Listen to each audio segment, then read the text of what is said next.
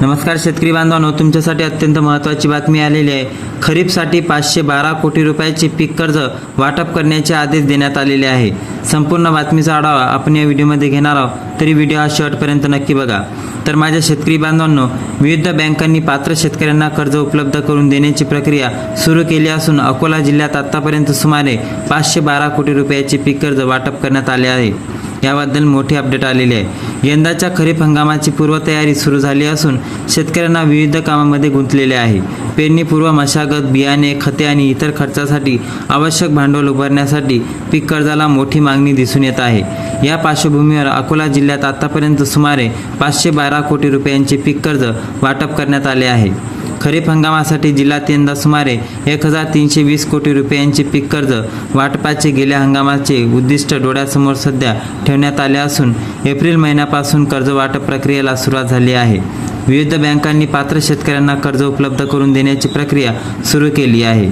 30 April अखेरपर्यंत जिल्ह्यात 44,316 शेतकऱ्यांना एकूण 512 कोटी 63 लाख रुपयांचे पीक कर्ज वितरित करण्यात आले आहे। या कर्ज वाटपात अकोला, वाशिम जिल्हा मध्यवर्ती सहकारी बँकेने सर्वाधिक वाटा उचलला असून 37,938 शेतकऱ्यांना 431 कोटी 77 लाख रुपये वितरित केले आहेत। बँकेचे उद्दिष्टे 68% पीक कर्ज वाटप करीत आघाडी घेतलेली आहे। सार्वजनिक क्षेत्रातील बँकांनाही कर्ज वाटपात सहभागी घेत 4,249 शेतकऱ्यांना 52 कोटी 75 लाख रुपयांचे पीक कर्ज दिले आहे। खाजगी बँकांकडून 433 शेतकऱ्यांना 5 कोटी 52 लाख रुपये वितरित करण्यात आले, तर महाराष्ट्र ग्रामीण बँकेने 1,696 शेतकऱ्यांना 22 कोटी 57 लाख रुपये कर्ज दिले आहे।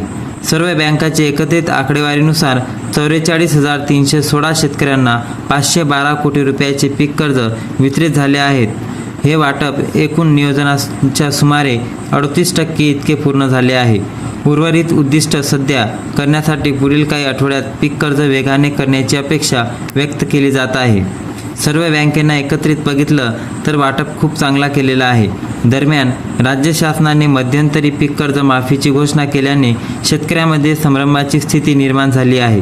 2025 वर्षामध्ये जे थकबाकीदार ठरतील त्यांना माफी मिळेल असे जाहीर करण्यात आले असेल तरी या योजनेचे नेमके निकष अद्याप स्पष्ट झाले नाहीत, त्यामुळे अनेक शेतकरी गोंधळलेल्या अवस्थेत आहेत। आता यामध्ये जर बघितलं तर काही शेतकरी अडचणीत सुद्धा सापडत आहे। 2025 मध्ये थकीत असलेल्या कर्जमाफीचा व्याख्येत येणार असल्याने यावर्षी कर्ज घेतलेले शेतकरी त्यात बसतील की नाही याबाबत अनिश्चितता आहे। काही शेतकऱ्यांनी जुने कर्ज अद्याप न भरल्याने त्यांना नवीन पीक कर्ज मिळण्याची अडचणी निर्माण होण्याची शक्यता आहे।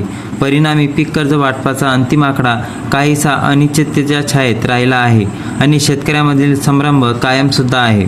परंतु शेतकऱ्यांसाठी महत्त्वाची बाबी आहे की बँकेकडून पीक कर्ज वाटप होण्याला सुरुवात झालेली आहे, त्यामुळे शेतकऱ्यांसाठी हा सर्वात मोठा दिलासा आहे। शेतकऱ्यांसाठी नवीन अपडेट जेव्हा पण येईल आणि याबाबत GR जेव्हा पण निघेल तोपर्यंत तुम्ही हा व्हिडिओ बघितल्यास धन्यवाद आणि येणाऱ्या व्हिडिओसाठी सबस्क्राईब नक्की करा आणि जास्तीत जास्त शेतकऱ्यापर्यंत हा व्हिडिओ शेअर करा।